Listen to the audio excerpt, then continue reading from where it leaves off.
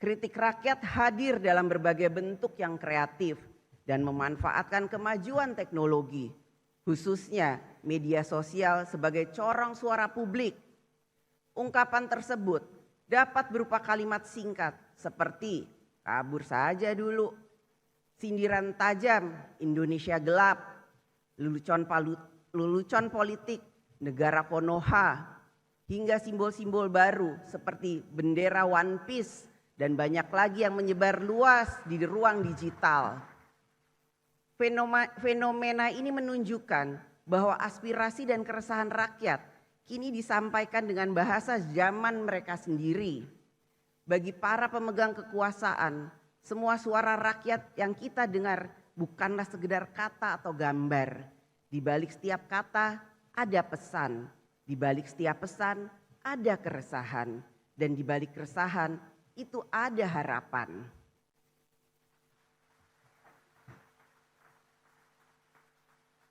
Karena itu, yang dituntut dari kita semua adalah kebijaksanaan.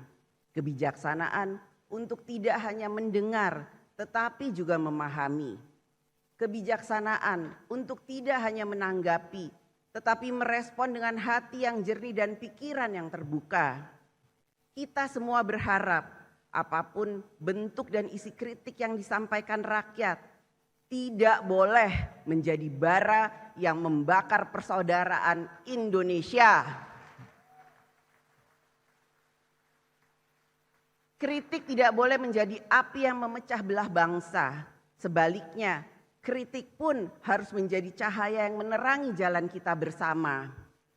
Kritik dapat keras dalam substansi dan menentang keras kebijakan. Akan tetapi, kritik bukan alat untuk memicu kekerasan, kebencian, menghancurkan etika dan moral masyarakat, apalagi menghancurkan kemanusiaan. Gunakanlah ruang kritik itu sebagai sarana untuk menyadarkan penguasa, memperbaiki kebijakan, menuntut tanggung jawab, dan mendorong kemajuan bagi seluruh anak bangsa.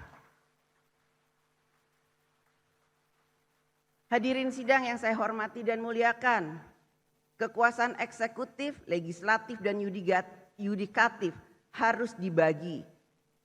Bukan untuk saling melemahkan, melainkan untuk memastikan tidak ada satupun kekuasaan pun yang berdiri di atas yang lain.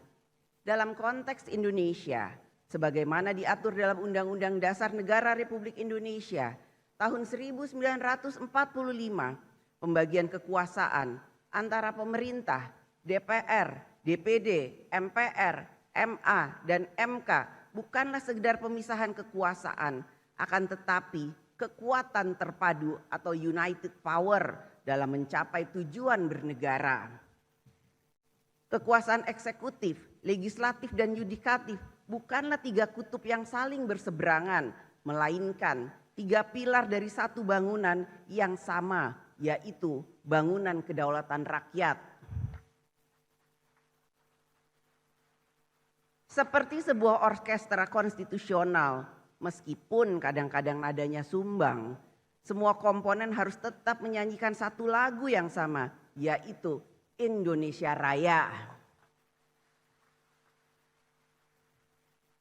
DPR RI bertindak sebagai penjaga nurani rakyat dan penjaga konstitusi, memastikan kekuasaan tetap setia pada rakyat, taat pada jalur konstitusi, dan demokrasi berjalan dengan hikmat kebijaksanaan.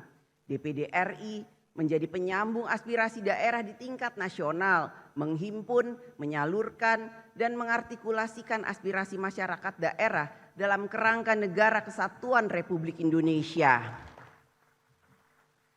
Mahkamah Agung dan Mahkamah Konstitusi merupakan penjaga supremasi hukum sekaligus bagian dari sistem demokrasi yang beradab yang menjalankan kewenangannya secara konsisten tanpa melampaui batas wewenang yang telah diatur konstitusi. Oleh karena itu, DPR RI dalam menjalankan fungsi legislasi, pengawasan, dan anggaran bukanlah bertujuan untuk melemahkan pemerintah. Sebaliknya, fungsi-fungsi itu dijalankan untuk memastikan bahwa setiap kebijakan pemerintah berpihak pada rakyat, serta selaras dengan konstitusi.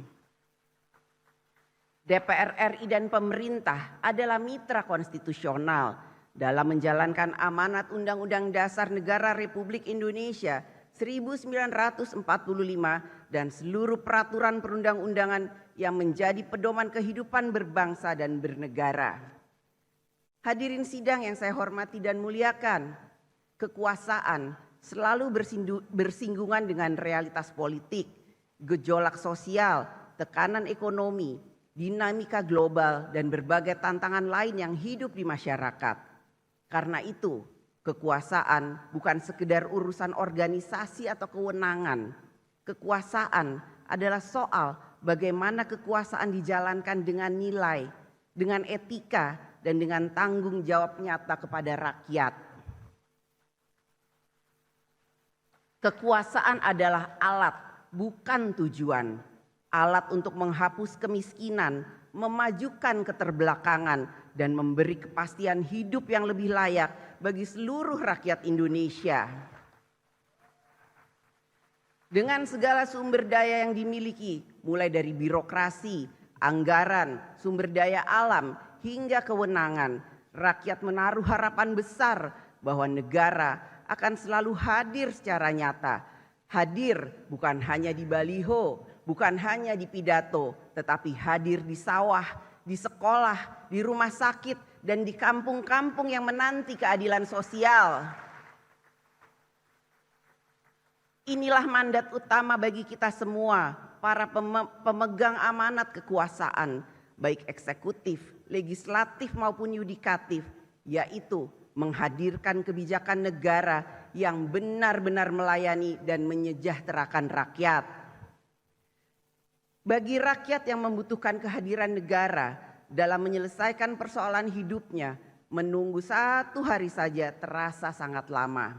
Tetapi bagi kita, para pemangku kekuasaan di DPR RI dan di pemerintah, membahas dan mencari solusi atas persoalan rakyat seringkali berlangsung berhari-hari, berbulan-bulan, bahkan bertahun-tahun. Akibatnya rakyat harus menunggu. Jangan biarkan rakyat menunggu. Negara harus hadir secepat mungkin dalam menyelesaikan urusan rakyat.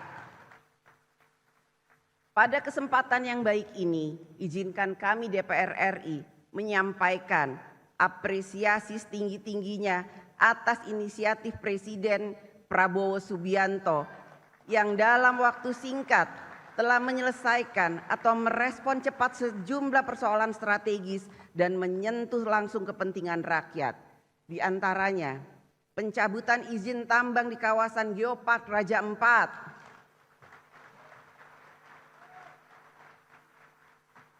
penyelesaian sengketa tapal batas pulau antara Aceh dan Sumatera Utara,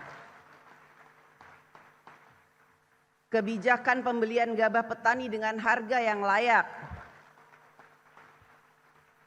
dan berbagai kebijakan lain yang